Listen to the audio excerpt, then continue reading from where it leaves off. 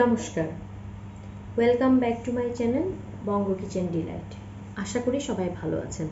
আজকে আমি একটা আমাদের দেশীয় রান্না দেখাবো, যেটা নিরামিষের মধ্যে বেশি খাওয়া হয়। দেন আশা করি এটা আপনারা সবাই জানেন, তবুও আমি আমার মতো করে রান্না করব, সেই জিনিসটাই আজকে আপনাদেরকে দেখাবো।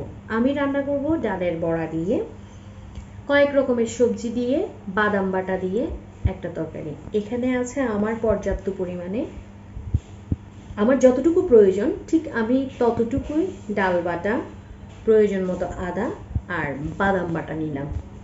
আপনারা আপনাদের প্রয়োজন মতো নেবেন।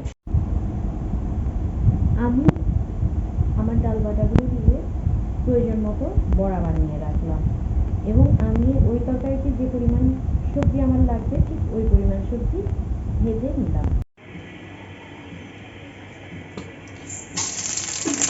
আমি তেলে 5 ফোড়ন দিলাম,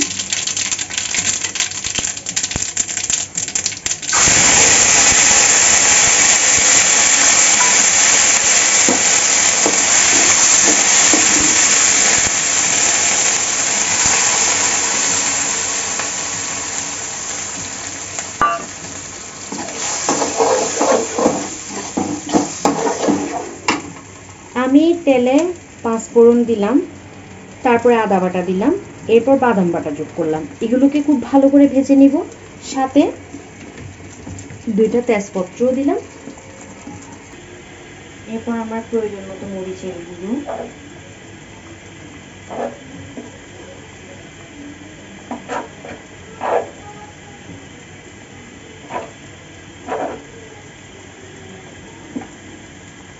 প্রয়োজন মতো হলুদের গুঁড়ো, প্রয়োজন মতো মশলার গুঁড়ো দিলাম। এরপর অল্প একটু জল মিক্স করে জিনিসটাকে আমি ভালো করে কষিয়ে নেব।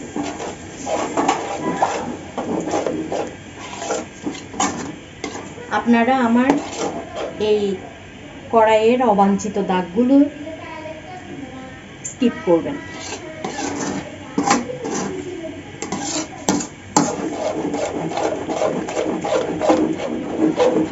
আমি অনেক চেষ্টা করব এই দাগগুলো উঠাতে পারিনি। আমি সবজিগুলো দিয়ে ভালো করে কষাতে দিলাম।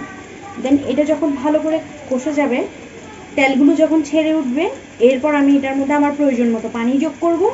তরকারি ভালোভাবে সিদ্ধ হলে তারপর বড়া দিয়ে আমি আমার তরকারিটা নামিয়ে রাখবো।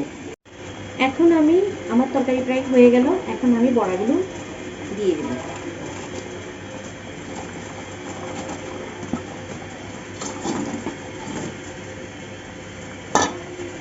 এরপর আমি একটু নাড়িয়ে দিব, বেশিক্ষণ জ্বালাতে পারবো না, অল্প কিছুক্ষণ জ্বালাবো। তারপরে ধনিয়া পাতা দিয়ে নামিয়ে নেব। সর্বশেষে আমি আমার তরকারির ফাইনাল লুক আপনাদেরকে দেখিয়ে দিব। এটাই হচ্ছে আমার তরকারির ফাইনাল লুক। এটা সবাই রান্না করতে পারে, এটা একটা কমন তরকারি, কিন্তু তবুও আমি আমার মতো করে আপনাদের সামনে রিপ্রেজেন্ট করলাম। নমস্কার, সবাই ভালো থাকবেন, টাটা।